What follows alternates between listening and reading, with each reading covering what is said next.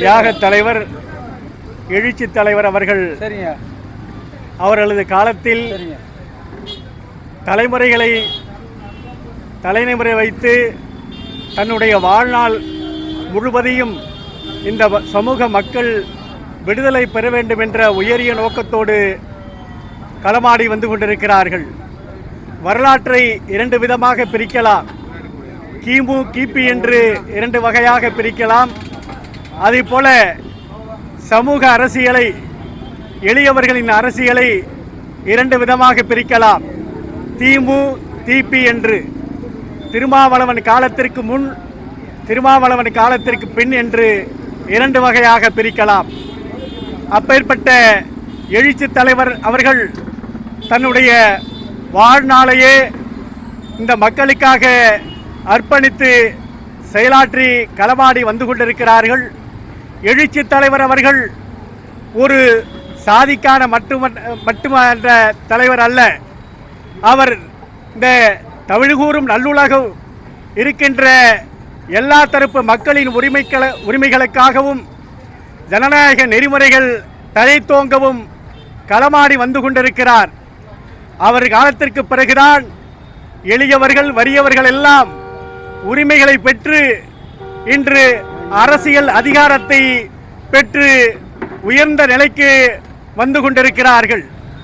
எழுச்சி தலைவர் அவர்கள் தன்னுடைய இந்த காலத்திலே களமாடி வந்து கொண்டிருப்பதை பல்வேறு அரசியல் கட்சிகளும் அரசியல் கட்சி தலைவர்களும் உற்று நோக்குகிறார்கள்.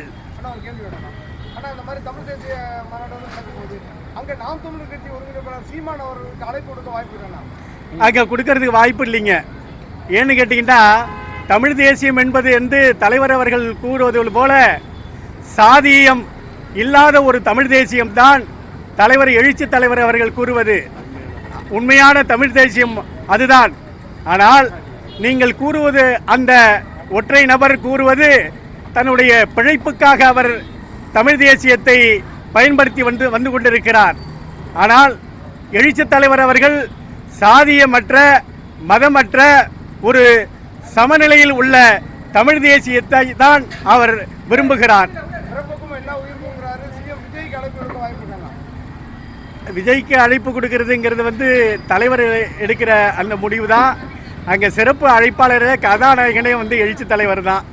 அப்படி இருக்கும்போது தலைவர் தான் அங்கே வந்து மிகப்பெரிய ஒரு தலைவர்.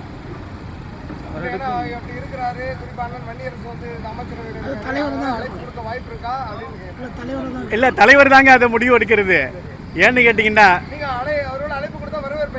என்னங்க தலைவர் எடுக்கிற முடிவுகளுக்கு நாங்கள் கரையோடி தொண்டர்கள் எல்லோருமே அதை வரவேற்போம். அதை நாங்கள் வரவேற்று மகிழ்வோம். அவர் வந்து நான் அரசியல் படிப்பினை வந்து கற்றுக்கொண்டதே தொல்திருமாவளவன் அவரோட அந்த இடத்துல உட்காந்து தான் நான் கற்றுக்கிட்டேன். அவர் பேசுகிற அரசியலையே நான் தவறாக போகுது.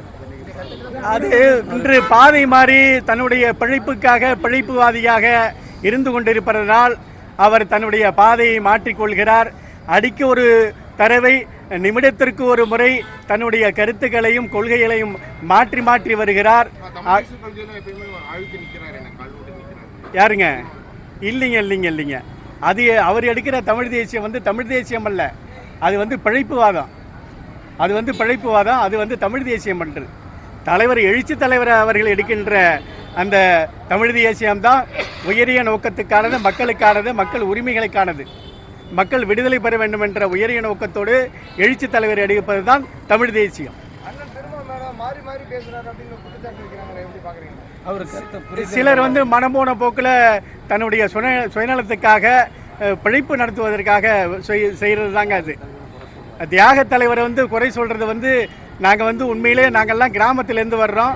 இன்றைக்கி வந்து ஒரு அதிகாரம் பெறணும்னா இந்த அளவு வந்து பெரிய மாநகரத்தில் நாங்கள்லாம் கிராமத்திலேருந்து வர்றவங்கெல்லாம் விவசாய கூலி வேலையை செஞ்சுக்கிட்டு இருந்தவங்கெல்லாம் இன்றைக்கி இங்கே வந்து ஒரு அதிகாரத்தில் இருக்கிறோம்னா காரணம்னா அது தலைவரோட அந்த உழைப்பு தாங்க.